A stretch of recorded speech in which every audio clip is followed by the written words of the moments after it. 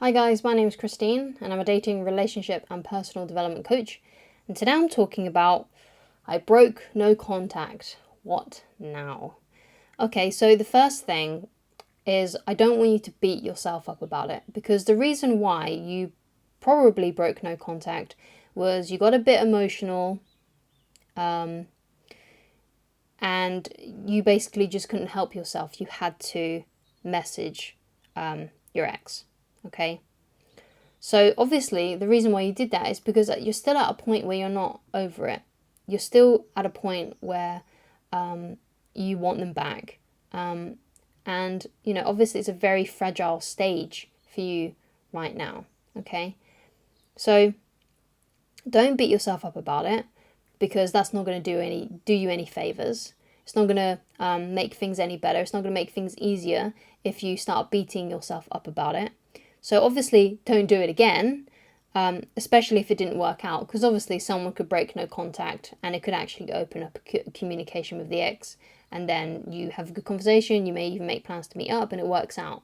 But usually if you break no contact, it never usually ends well. And I'm assuming if you have come to this video, you've either been ghosted by your ex, or you've just the conversation didn't go very well, right? Perhaps you got a one-worded passive-aggressive answer from them or something like that.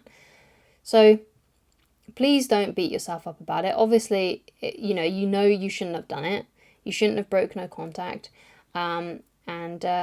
Yeah, I mean, the thing is that what you've got to remember is that, breaking no contact doesn't necessarily mean that you've lost any chances of getting your ex back, because you don't really know if no contact was going to work anyway, right? No contact basically is just a tool that you use to reveal how that person feels about you with time, right? And what I mean by that is that if they love you and care about you, they will eventually reach out.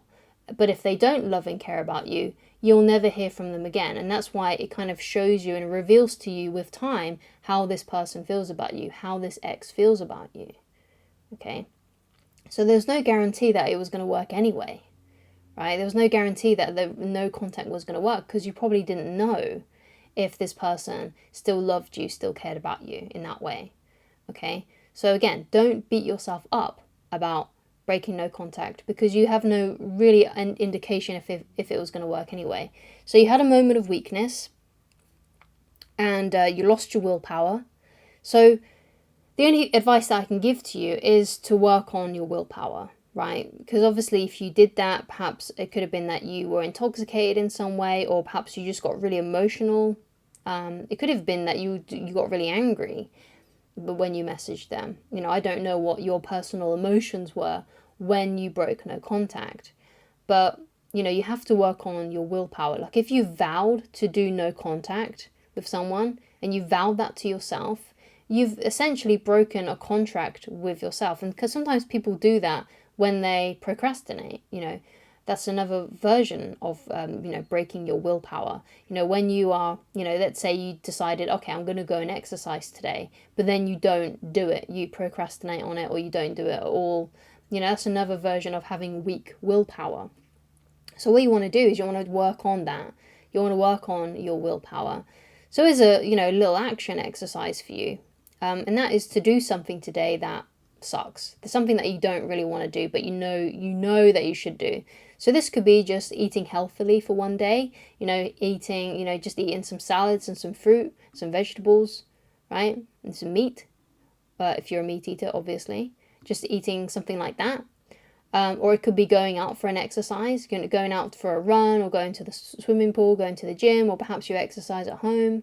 Obviously be safe when you're doing that, but make sure that that you do something today that makes you feel uncomfortable, so you can start developing that willpower. Because when you start developing your willpower, you actually start to, if you develop your willpower in one area, it typically spreads to other areas as well, right? And it's the same with when you're gaining confidence. If you gain confidence in one area, you usually become more confident in other areas too, right? And the importance of that is, if you develop your willpower, then obviously in one area, then you'll probably have more willpower when it comes to breaking no contact, speaking to your ex, thinking about your ex, going back to old habits like checking their social media, putting on the sad playlist that you have, that we may have about them, and listening to sad love songs. So start doing something, and start doing it today, that makes you feel uncomfortable, even if it's just for like half an hour or 20 minutes or something. Just do something that makes you feel uncomfortable, that requires a lot of willpower, so you can start strengthening that willpower, okay? So that's really important, because obviously it's a willpower issue that you've had here, especially if you have vowed to yourself, made a promise to yourself that you're not going to talk to your ex, right? So you're not really letting down the notion of you two getting back together when you break no contact. You're not letting down your ex. In reality, you're actually letting down yourself, because you made a promise to yourself that you'd stay in no contact, and you didn't keep that promise, okay? And you should always keep the promises you make to yourself, because otherwise you're just having a war with yourself. You start beating yourself up, in your own head, having arguments in your own head about yourself, like, oh my God, I can't believe you did that. We're not supposed to do that. Saying things like that, So work on, don't worry and don't feel embarrassed about what happened. Really, it's between you and you, right? Life is just one big mind game, basically, in a way, right? And it's always you against you. It doesn't, other people in your life are just, in a way, they're kind of like other players that are playing their own game, but really, it's how you feel about yourself that really counts, right? And not having to war with yourself every single day. Now obviously the only war you should be playing with yourself is the war between exercising your willpower and being in comfort, right? And if you want to become better with your willpower so you don't do stuff like this again, then you need to work on that. You need to not seek comfort and actually seek developing that willpower in whatever way that you feel is necessary. So like exercising, it could be like just washing up the dishes if you hate doing that, cleaning your room, something like that. Developing that willpower, because that will become strong. That will help you become strong. You hear like someone like Jordan Peterson saying things like make your bed, tidy your room up, basically. And even though it sounds really simple and it sounds really sort of like easy, doing something like that every single day, it's actually a really good practice. Like you see like people in the military, right, making their bed every day, like before they, go to work, before they do whatever they're doing, like they have to make their bed, right, if they're in like the barracks or whatever. I don't really know too much about the military, but that's something that they do. It's a practice that they do. It's a simple thing. It's a really small, simple thing, but it develops their willpower and their strength, because it's something that could so easily be not done, right? You could so easily just not make your bed for the whole day and then just come back into it later in that evening. It makes, in a way, like you might think, it makes no sense for me to make my bed because I'm just going to get back in it anyway. So why do we make our beds, right? Why do we tidy our rooms? Because it's about how you feel about yourself and feel like you've done a task before the day's even begun, right? And that's why doing simple things like that can be so effective. It develops your willpower. It makes you become stronger. And if people in the military still have to make their own bed in the morning, then, we should all be doing the same thing too.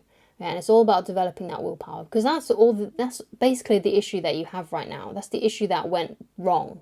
Right, this is why you broke no contact. You broke no contact because your willpower was weak in that moment. So seek out ways to strengthen that willpower of yours. Okay, so thank you so much for watching. If you'd like to get in touch with me personally and you'd like coaching with me, then please go to www.christineloveridge.com. Thank you so much for watching, and I shall talk to you again very soon. Goodbye.